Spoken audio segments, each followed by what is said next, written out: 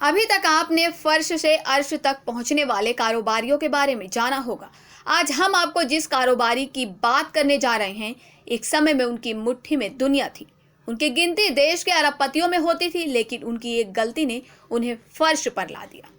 जिसके आसपास नौकरी की भीड़ जमा रहती थी, आज वो खुद अपने बीवी के रहमो करम पर जी रहे हैं। एक दौर जब उसकी तूती बोलती थी, आज उसी बिजनेसमैन के पास वकीलों की फीस भरने के पैसे नहीं हैं। ये हम नहीं कह रहे, बल्कि वो बिजनेसमैन जिसे दुनिया अनिल अंबानी के नाम से जानती है, उसने खुद स्वीकार किया है। कर्ज के बोझ तले दबे रिलायंस ग्रुप के चेयरमैन अनिल अंबानी ने शुक्रवार को लंदन कोर्ट में कहा कि वह सादा जीवन जीते हैं, केवल एक कार में चलते हैं और गहने बेचकर वकीलों की फीस चुका रहे हैं।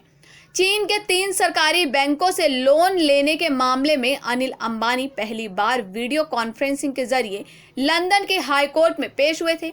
अनिल अंबानी ने कहा कि जनवरी से जून 2020 के बीच गहने बेचकर उन्होंने 9.9 करोड़ रुपए जुटाए हैं। अब उनके पास अपना कुछ भी नहीं है। कारों के काफिले के सवाल पर अनिल अंबानी ने कहा कि यह मीडिया की आधारहीन खबरें हैं। उनके पास अभी भी रोल्स रॉयस कार नहीं है। मौजूदा समय में वे केवल एक कार का इस्तेमाल करते हैं। अनिल अंबानी ने कहा है कि अब परिवार ही उनका खर्च उठाता है। शुक्रवार को सुनवाई के दौरान कोर्ट ने लग्जरी दुकानों पर क्रेडिट कार्ड से खर्च पर सवाल उठाया। इस पर अनिल अंबानी ने कहा कि इस क्रेडिट कार्ड पर उनकी मां कोकिलाबेन अंबानी खर्च करती हैं।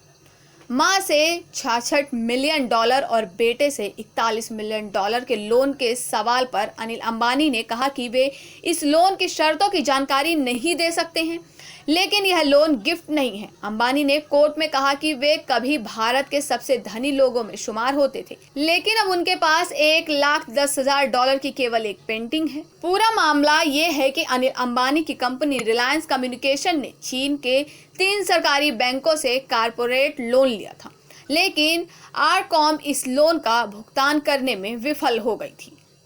चीनी बैंकों का कहना था कि इस लोन के लिए अनिल अंबानी ने पर्सनल गारंटी दी थी। अनिल अंबानी से भुगतान पाने के लिए चीनी बैंकों ने लंदन की हाई कोर्ट में मुकदमा दायर किया था।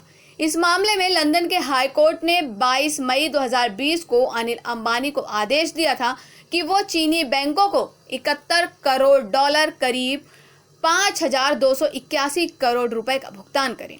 साथ ही कानूनी लागत के तौर पर 7.5 लाख पाउंड करीब 7 करोड़ रुपए का भुगतान किया जाए।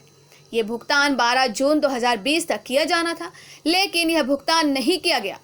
15 जून को चीनी बैंकों ने अनिल अंबानी की संपत्तियों का खुलासा करने की मांग को लेकर याचिका दाखिल की। चीनी बैंकों की याचिका पर कोर्ट ने 29 जून को अनिल अंबानी को अपनी दुनिया भर में फैली संपत्तियों की घोषणा करने का आदेश दिया था।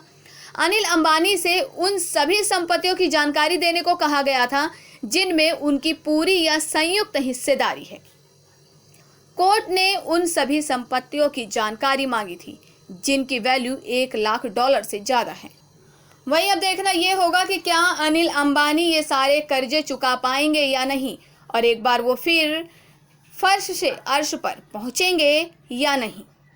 इसी प्रकार की बड़ी खबरों में बने रहने के लिए हमारे चैनल को लाइक, सब्सक्राइब और शेयर करना ना भूलें।